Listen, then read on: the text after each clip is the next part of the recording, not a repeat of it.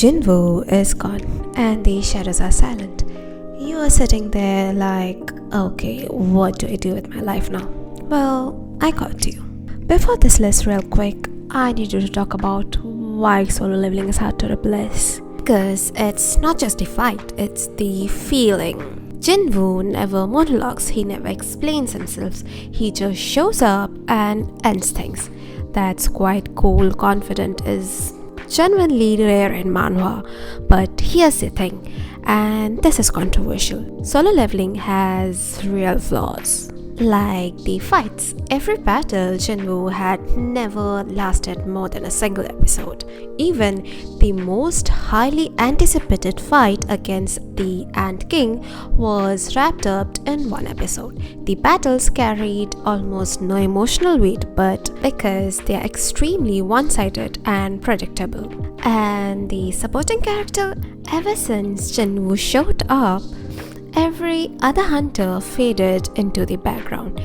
S-rank hunters who were previously considered the greatest reduced to the third-grade fighters in every battle. And yet, we still love it. Why? Because the power fantasy hits, and that is what we are chasing today. But here's my promise. Every single pick on today's list got one thing fixed that solo leveling might have got wrong. Let's start. Before category 1, I need you to bring up something the community went crazy over. Solo Leveling Season 2 Episode 9. This episode got absolutely destroyed with dislike on Crunchyroll. And the reason? Jinwoo cried. That's it, that's the reason. The man healed his mother from eternal sleep, something he had been fighting for the entire series, and when he finally broke down crying, the fandom lost their mind. The major issue most people had was Jinwoo crying after healing his mother.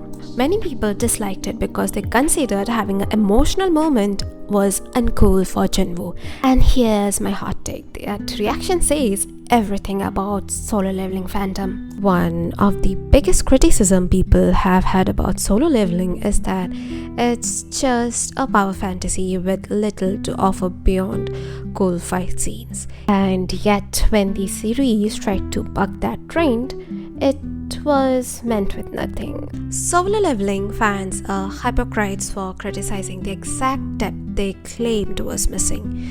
Drop in the comments, was Jinwoo crying a good moment or did it ruin his aura? I genuinely want to fight about this.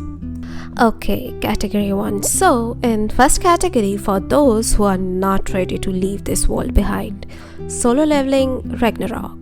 Official sequel, Jinwoo's son, Suho, is the MC.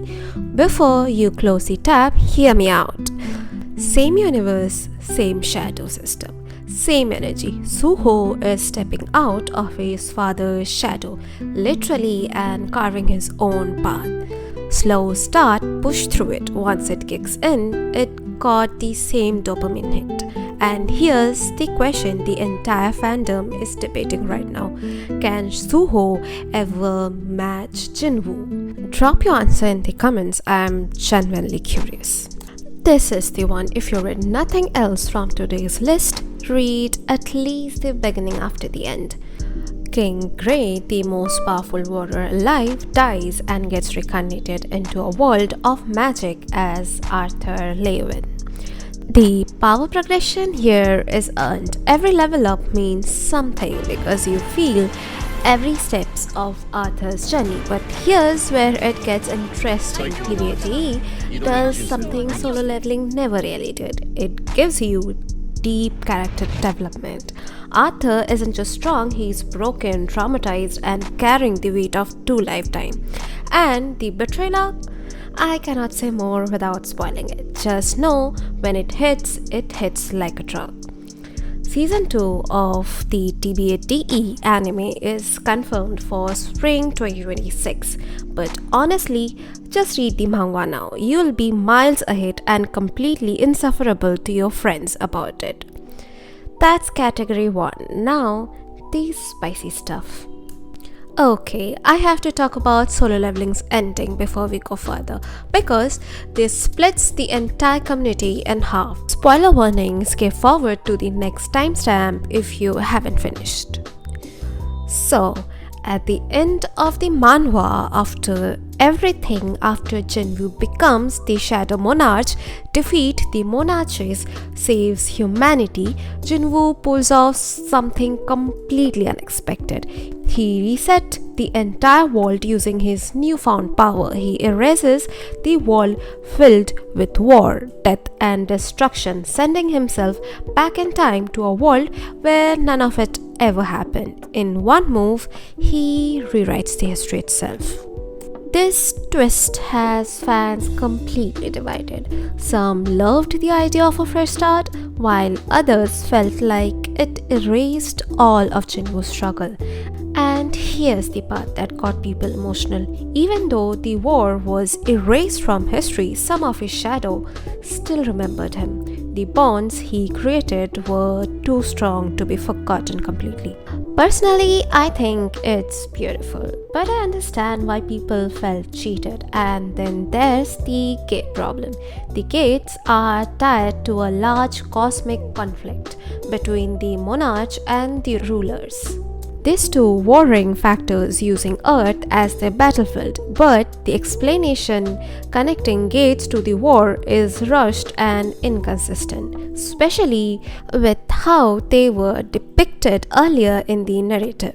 For many readers, later game twists open up more questions than it answered. So yes, Solo Leveling has plot holes, big one, and that is exactly why the next pick on this list are so satisfying. Moving on, category 2, for the people who especially loved watching Jinwoo walk into a room and everyone immediately regretting their choices.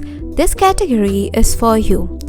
The Omniscient Reader's Viewpoint, ORV. Well, controversial statement, but ORV might be better than Solo Leveling. I said what I said. Kim Do-cha is a struggling office worker whose sole joy in life is an online novel so obscure that he is literally the only reader. Then one day the story ends and so does the world. People find themselves massacred by monsters or pitted against each other in sadistic scenarios straight out of the novel. But only Dokja knows what's coming because he's read it to the very last chapter. Now, here's the twist that makes ROV insane. Kim Dokja realizes he's not just a reader, he's a character within the story he's been following.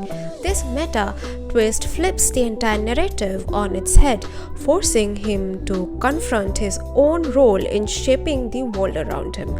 And it gets deeper. Yoo Jong-hyuk, the supposed protagonist of the story, has been regressing through countless timelines, each time carrying the weight of his failure. This adds layers of complexity to the relationship, as Dokja's knowledge of these loops becomes both an adventure and a burden. So imagine this, you are the sidekick, the guy who was never supposed to matter, and somehow you become the most important person in the world. That's ORV. The action is exhilarating and intense, but balanced with memorable emotional scenes. Many of the most powerful moments are placed within the choreography of action scenes, and that adrenaline elevates them to possible new heights. The OP moment hits different here because every power-up has a real cost behind it, unlike Jinwoo, who just gets stronger. Dokja sacrifices something every single time, and the anime adaptation is coming. The community is absolutely losing their mind over it.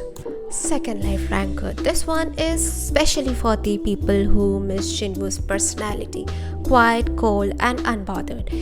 Yunwoo's twin brother was betrayed and killed inside a massive tower, the Obelisk.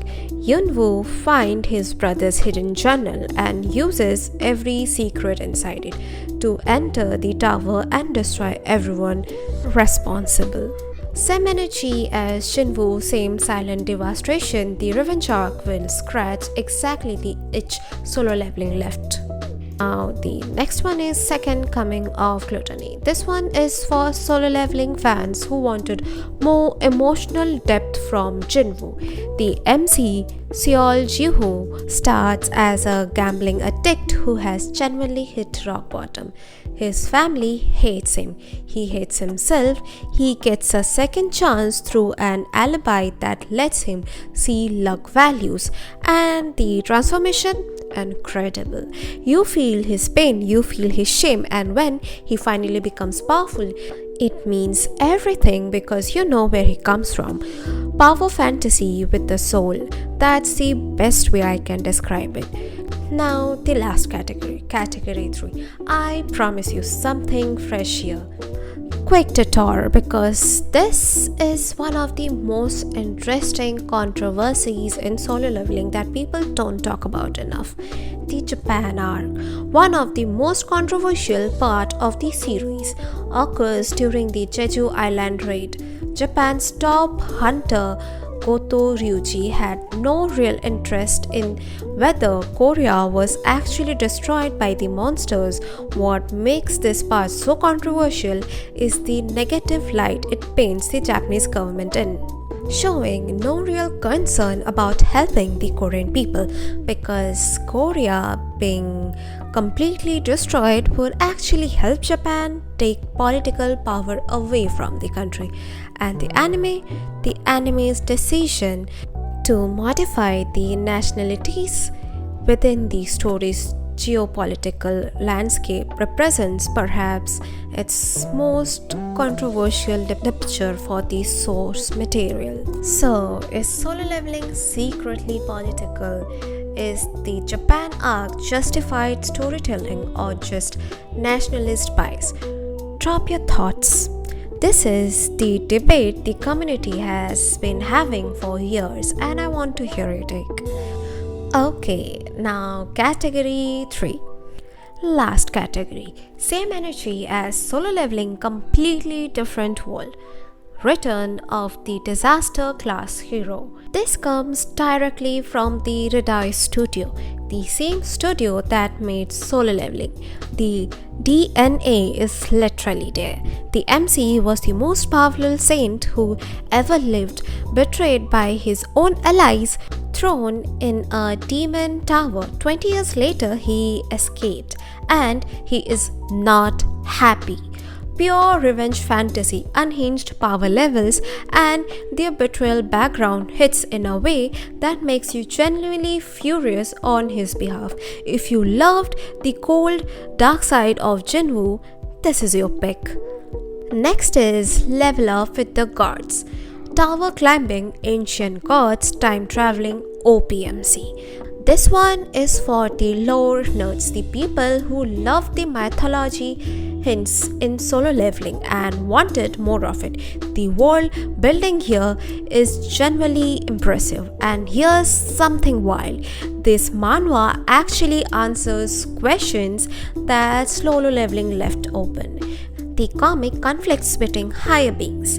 It's exposed properly here. If you are the type who goes to Reddit after every chapter to break down the lore, you will be completely obsessed. Okay, last thing before I wrap up, and this one always starts a war. Is solo leveling overrated? Honestly, as a story, yeah, a little bit. Think about it. Every single arc is the same thing. Strong enemy shows up, Jinwoo walks in, Jinwoo wins, Jinwoo gets stronger. Repeat. There's no real plot twist. No moment where you genuinely think Jinwoo might lose. The story is basically just a highlight reel. But as a feeling, something that got millions of people into manhwa for the first time, absolutely deserved. Solo leveling didn't just tell a story, it created a whole new audience. Every manhwa on today's list that blew up partly because solo leveling opened the door for it. So, overrated as a story but completely earned as a culture moment. That's my take.